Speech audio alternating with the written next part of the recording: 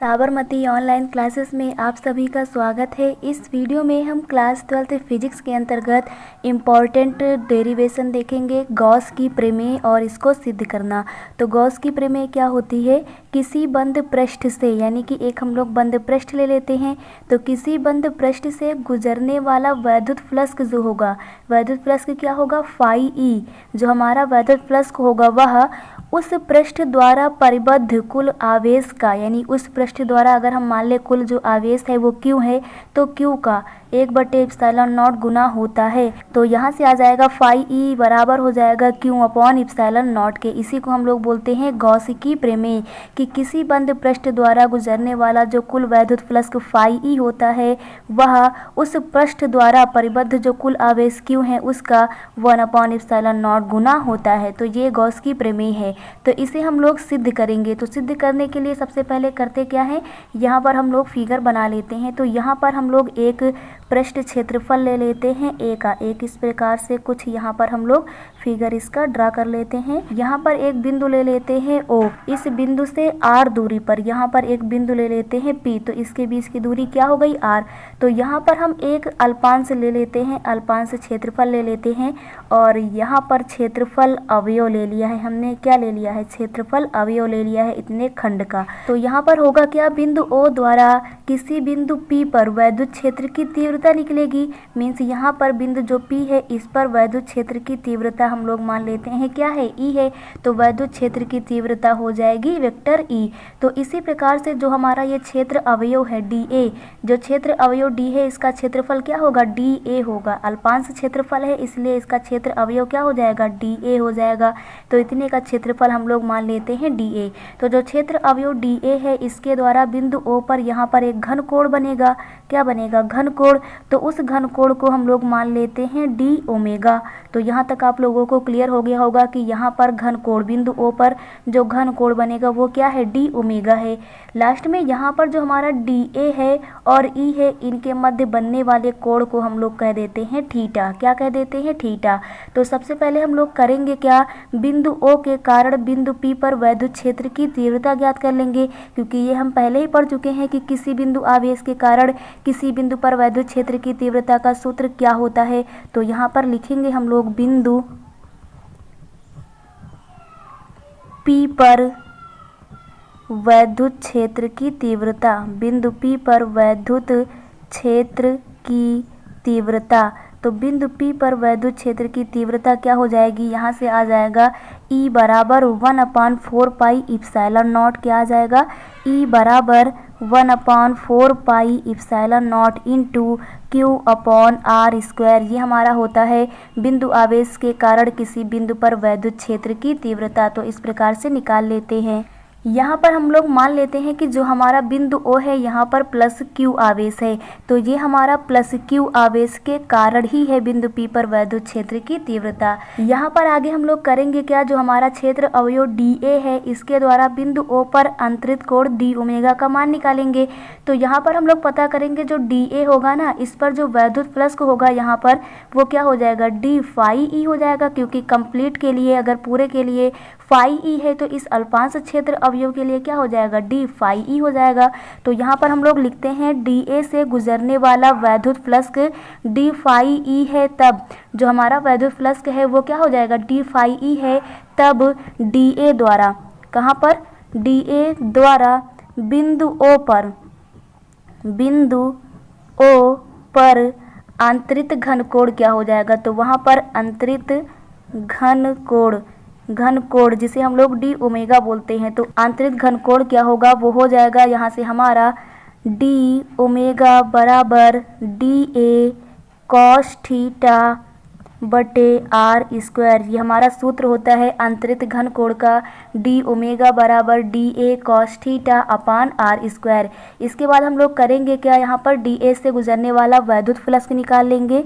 D A से गुजरने वाला वैद्युत फ्लक्स, तो यहाँ पर निकालेंगे डी ए से गुजरने वाला वैद्युत फ्लक्स, डी ए से गुजरने वाला वैद्युत फ्लक्स। तो यहाँ से हमारा वैद्युत फ्लक्स क्या आ जाएगा? वैद्युत फ्लक्स हमने माना है डी ए से गुजरने वाला डी फाई ई।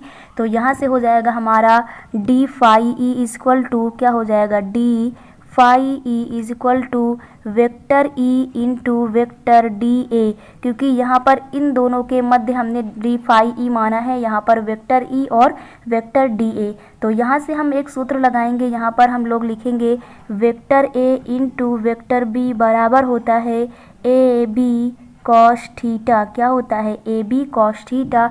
तो उसी प्रकार से यहाँ पर vector E into vector D A है, तो यहाँ से हो जाएगा D phi E is equal to E D A cos theta, क्योंकि हमने माना इन दोनों के मध्य जो कोण बन रहा है वो क्या है? थीटा है। तो यहाँ तक इस प्रकार से लिख लेते हैं। इसके बाद हम लोग करते क्या हैं, यहाँ पर ई का मान रखते हैं। ई का मान हम लोग पहले ही निकाल चुके हैं, तो इसे हम लोग इक्वेशन फर्स्ट बोल देंगे और यहाँ पर लिखेंगे समीकरण 1 से ई का मान रखने पर। तो यहाँ पर क्या हो जाएगा? इक्वेशन फर्स्ट से ई का मान रखने पर। तो यहाँ पर हम लोग ई का मान रख देते हैं। तो ई का मान रखने पर क्या हो जाएगा? जब यहाँ ई का मान रखा जाएगा तो ये हो जाएगा D phi E is equal to, यहाँ पर ई की जगह रखा जाएगा 1/4 pi epsilon not into Q upon R square, और ये हमारा D A cos theta same to same रहेगा। तो ये हो जाएगा डी ए कॉस थीटा। तो यहाँ तक आप लोगों को क्लियर हो गया होगा। इसके बाद हम लोग करते क्या हैं, यहाँ पर डी फाई ई है और हमें क्या चाहिए गॉस की प्रमेय में? फाई ई, क्योंकि हमें प्रूफ करना है phi E equal to Q upon epsilon naught. तो यहाँ पर इसको हम लोग करते क्या है, फाई ई निकालने के लिए इसका समाकलन कर देते हैं। तो यहाँ लिखेंगे समाकलन करने पर, क्या करने पर? समाकलन करने पर। तो यहाँ पर इसका हम लोग समाकलन कर देते हैं। तो समाकलन करने पर क्या हो जाएगा? दोनों तरफ इंटीग्रेशन लग जाएगा। तो यहाँ पर इस प्रकार से हम लोग इंटीग्रेशन लगा लेते हैं। तो ये हो जाएगा integration D phi E is equal to integration 1/4 pi epsilon not into Q upon R square into D A cos theta. तो इसी पे हम लोग क्या करते हैं, इंटीग्रेशन लगा देते हैं। इसके बाद इंटीग्रेशन लगाने के बाद होगा क्या, यहाँ पर ये डी फाई ई का इंटीग्रेशन करेंगे तो ये हो जाएगा फाई ई। क्या हो जाएगा? Phi E. तो यहाँ से आ जाएगा phi E is equal to, क्योंकि 1/4 pi epsilon not into Q जो हमारा है ये नियतांक की तरह काम करेगा, तो इसको बाहर ले लेंगे तो क्यू का 1 में मल्टीप्लाई करेंगे तो क्यू आ जाएगा अपॉन 4 पाई इप्सिलॉन नॉट, और यहाँ पर इंटीग्रेशन का साइन लगाएंगे और अंदर क्या बचेगा? D A cos theta upon R square. तो यहाँ से इस प्रकार हमारा आ जाएगा। इसके बाद हम लोग करते क्या है, जो हमारा डी ए कॉस थीटा है अपॉन आर वर्ग है ये बराबर है डी ओमेगा के। तो ये हम लोग पहले कर चुके हैं। ये देखिए D A cos theta upon R square ये किसके बराबर है? डी ओमेगा के। तो इसे इक्वेशन 2 कह देंगे। तो यहाँ पर हम लोग लिखेंगे इक्वेशन सेकेंड से। किससे? इक्वेशन सेकेंड से। इक्वेशन सेकेंड से यहाँ पर D A cos theta upon R square का मान रखने पर। तो यहाँ पर हम लोग इसका मान रख देते हैं। कहाँ से रखा? इक्वेशन सेकेंड से। तो यहाँ से क्या आ जाएगा? यहाँ से हो जाएगा phi E is equal to Q upon 4 pi epsilon naught. ये तो हमारा सेम टू सेम आ गया। यहाँ पर जो इंटीग्रेशन साइन है ये बना रहेगा, क्योंकि हम लोग D A cos theta upon R square की वैल्यू रखेंगे। तो इसकी वैल्यू कितनी है? डी ओमेगा है। तो यहाँ से डी ओमेगा हो जाएगा। तो यहाँ तक आप लोगों को क्लियर हो गया होगा। इसके बाद जो हमारा इंटीग्रेशन डी ओमेगा का होता है ये होता है 4 पाई। क्या होता है? 4 पाई। आप लोगों को याद हो जाएगा कि डी ओमेगा का इंटीग्रेशन क्या होता है? 4 पाई होता है। तो यहाँ से आ जाएगा phi E is equal to Q upon 4 pi epsilon not into D omega की जगह हम लोग क्या पुट कर देंगे? 4 पाई रख देंगे। तो यहाँ से क्या होगा? 4 पाई से 4 पाई कैंसिल हो जाएगा। तो इस प्रकार से आ जाएगा phi E is equal to Q upon epsilon naught. और यही तो है हमारी गॉस की प्रमेय कि phi E is equal to होता है क्यू अपॉन इप्सिलॉन नॉट। तो इस प्रकार से ये हो जाता है, प्रूव्ड हो जाता है। तो आप लोगों को क्लियर हो गया होगा कि phi E is equal to होता है क्यू अपॉन इप्सिलॉन नॉट। तो सबसे पहले हमने किया क्या? गॉस की प्रमेय हमने पढ़ ली कि phi is equal to Q upon epsilon naught होता है। उसके बाद हम लोग फिगर समझ लेते हैं। यहाँ पर प्लस क्यू आवेश के कारण बिंदु पी पर वैद्युत क्षेत्र की तीव्रता निकाल लेते हैं। इसे इक्वेशन फर्स्ट कह देते हैं। इसके बाद हम लोग करते क्या है, जो यहाँ पर घनकोण बनेगा इसका मान निकाल लेते हैं D A cos theta upon R square. इसे इक्वेशन 2 कह देते हैं। इसके बाद हम लोग डी ए से गुजरने वाला जो वैद्युत फ्लक्स है, क्षेत्र अवयव DA से गुजरने वाला जो वैद्युत फ्लक्स है d फाई ई उसे निकाल लेते हैं और यहाँ पर vector A into vector B का फार्मूला यूज़ कर देते हैं। इसके बाद हम लोग करते क्या है, इक्वेशन फर्स्ट से यहाँ पर E का मान रख देते हैं और इसके बाद इसका समाकलन कर देते हैं। समाकलन करने पर यह नियतांक वाला जो भाग है बाहर हो जाएगा और इंटीग्रेशन के अंदर क्या बचेगा, DA cos थीटा बचेगा बटे r स्क्वायर आएगा। इसके बाद यहाँ पर हम लोग इक्वेशन का यूज़ करते हैं कि DA cos थीटा पान r स्क्वायर है, ये इक्वेशन सेकंड में हमारा आया है, ये d ओमेगा के बराबर है, तो इसकी जगह पर d ओमेगा पुट कर देते हैं। और इसके बाद यहाँ पर इंटीग्रेशन d ओमेगा का क्या होता है, 4 पाई होता है, तो उसकी जगह पर 4 पाई रख देते हैं।